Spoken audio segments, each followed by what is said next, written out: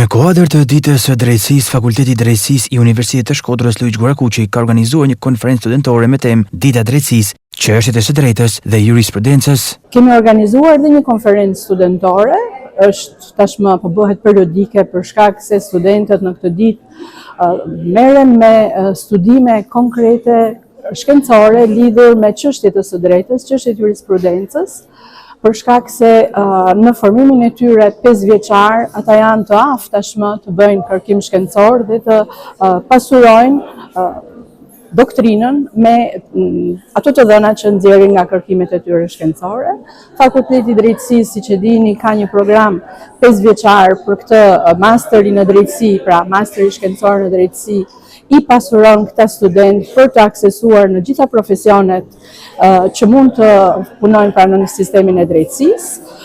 Këtu sot kemi të ftuar kryetarin e gjykatës, kemi të ftuar kryetarin e dhomës së notarisë dhe kryetarin e dhomës së avokatisë, bashkë me gjyqtar të gjykatës së lartë që janë student, pra ish student të Fakultetit të Drejtësisë, për të bashkëndar mesazhet lidhur me sistemin gjyqësor dhe lidhur me drejtësinë, për shkak se është një çështje që na përket të gjithëve, përket çdo njeriu që dëshiron të ketë një shtet të së drejtës, barazi para ligjit dhe sigurisht zhvillim dhe mirëqenie në këndvështrimin e integrimit për anëtarësimit në Bashkimin Evropian. Gjatë konferencës u dhanë mesazhe të rëndësishme për studentët. Mesazhi im është fokusi te integriteti, se cila integriteti është pasuria jonë më e madhe. Pa ligjin ne mund ta mësojmë përmendësh, procedura mund të zotërohet në praktikë, por etika rregullimi për të bërë gjën e duhur janë ato që bëjnë dallimin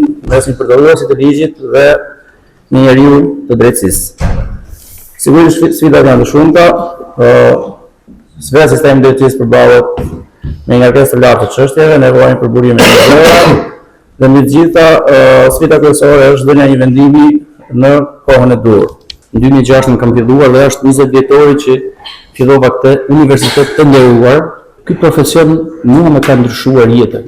Profesioni i avokatit për mua është një institucion i vendit së karakterit.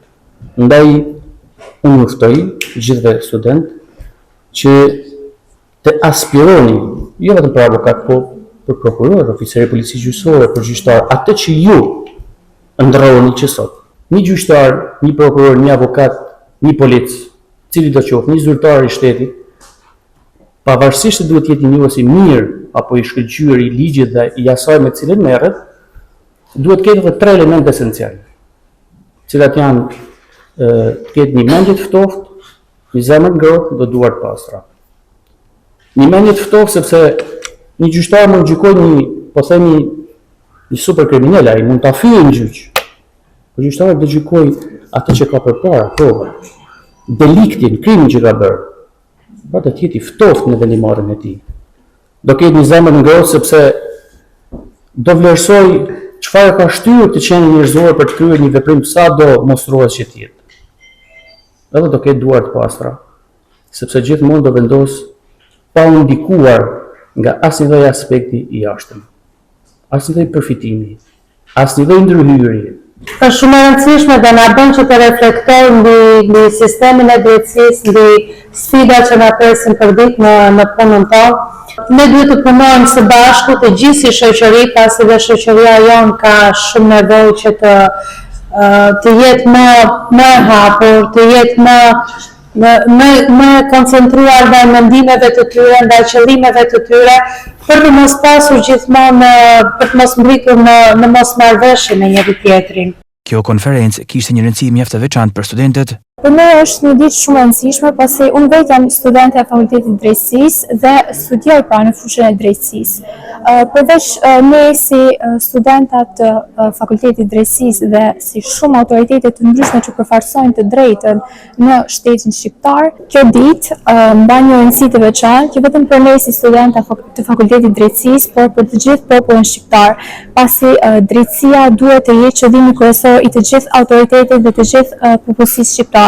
Student dhe pedagog u bën pjesë e diskutimeve e prezantimeve mbi çështje aktuale të së drejtës dhe jurisprudencës.